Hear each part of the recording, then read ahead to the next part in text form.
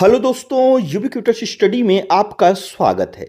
आज की current news है। हाल ही में भारत का कौन सा क्षेत्रीय पासपोर्ट कार्यालय यानी कि आरपीओ दृष्टिबाधितों के लिए ब्रेल लिपि और सांकेतिक भाषा सेवाएं शुरू करने वाला देश का पहला कार्यालय बना है? तो दोस्तों इसका सही उत्तर हो जाएगा आरपीओ भोपाल बना है, यानी कि ऑप्शन बी इसका सही हो जाएगा। आइए इसको हम लोग डिटेल्स में देख लेते हैं।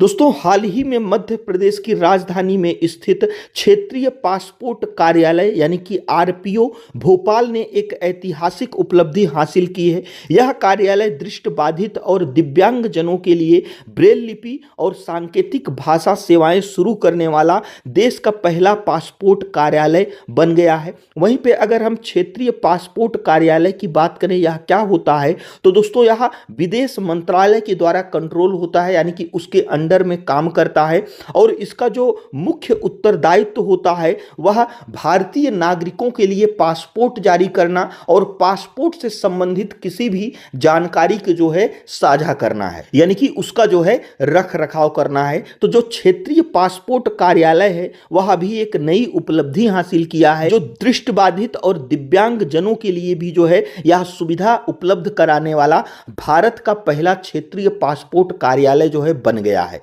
अब हम लोग बात कर लेते हैं ब्रेल लिपि क्या होती है, इसके बारे में हम लोग जान लेते हैं। तो दोस्तों नेत्रहीन या दृष्टिबाधित व्यक्तियों के लिए पढ़ने और लिखने की एक विशेष स्पर्श प्रणाली है। इसमें अक्षरों और अंकों को कागज पर उभरे हुए बिंदुओं के रूप में दर्शाया जाता है, जिन्हें उंगलियों के ओरों से छूकर पढ़ा जाता है। अब हम ब्रेल लिपि के आविष्कार और इतिहास की बात अगर करें तो इसका आविष्कार फ्रांस के लुई ब्रेल ने 1824 में किया था। लुई ब्रेल ने मात्र 15 वर्ष की आयु में इस लिपि को विकसित किया था। वे स्वयं बचपन में एक दुर्घटना के कारण अपनी आंखों की रोशनी खो चुके थे।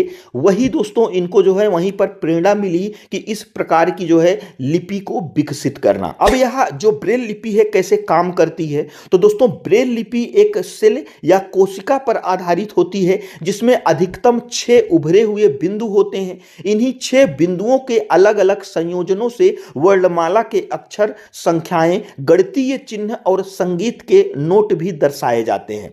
अब इसको पढ़ने का तरीका क्या होता है, तो दोस्तों जो पढ़ने वाला व्यक्ति होता है अपनी उंगलियों को बाएं से दाएं की ओर कागज पर घुमाते हुए बिंदुओं को महसूस करते हैं और इसी के सहायता से जो है उसको पहचानते हैं और पढ़ते हैं। और ब्रेल लिपि से संबंधित एक जो है फैक्ट और जान लीजिए कि लुई ब्रेल के जन्मदिन के सम्मान में हर साल 4 जनवरी को विश्व ब्रेल दिवस मनाया जाता है। और अगर हम ब्रेल लिपि को भारत के परिप्रेक्ष्य में देखें तो भारतीय ब्रेल प्रणाली जो है का उपयोग भारत की 11 भाषाओं के लिए जो है किया जाता है। अब दोस्तों इसमें हम लोग आगे बढ़ते हैं। इस अभिनव पहल का औपचारिक उद्घाटन 7 अप्रैल 2026 को पासपोर्ट सेवा कार्यक्रम के संयुक्त सचिव और मुख्य पासपोर्ट अधिकारी बीएस मुबारक द्वारा किया गया।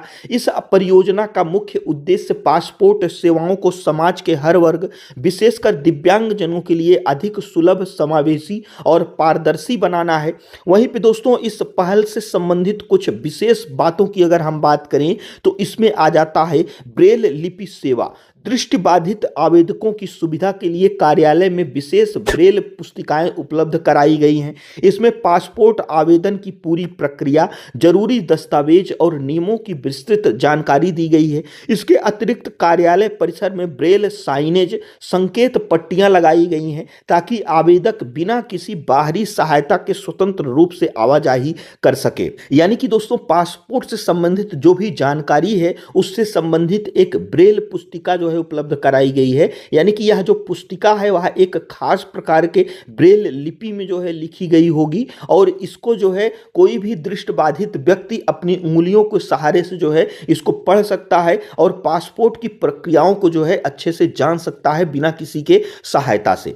दूसरा है सांकेतिक भाषा और क्यूआर कोड। वाक एवं श्रवण बाधित आवेदकों के लिए कार्यालय में विभिन्न स्थानों पर क्यूआर कोड लगाए गए हैं। इन्हें स्कैन करने पर आवेदक भारतीय सांकेतिक भाषा में निर्देशात्मक वीडियो देख सकते हैं जो उन्हें बायोमेट्रिक और काउंटर प्रक्रियाओं को समझने में मदद करती है। कहने का मतलब यह है कि दोस्तों यह केवल दृष्टिबाधितों के लिए नहीं है, बल्कि यह वाक एवं श्रवण बाधित आवेदकों के लिए भी जो है यह उपलब्ध है। उनके लिए दोस्तों एक क्यूआर कोड और सांकेतिक भाषा उपलब्ध कराई गई है, जिसकी सहायता से वह सारी प्रक्रियाओं को जो है एक निर्देशात्मक वीडियो के माध्यम से, यानी कि इसमें आवाज की जरूरत नहीं होती है, बल्कि निर्देशों के माध्यम से वह सारी प्रक्रियाओं को जो है देखकर समझ सकता है।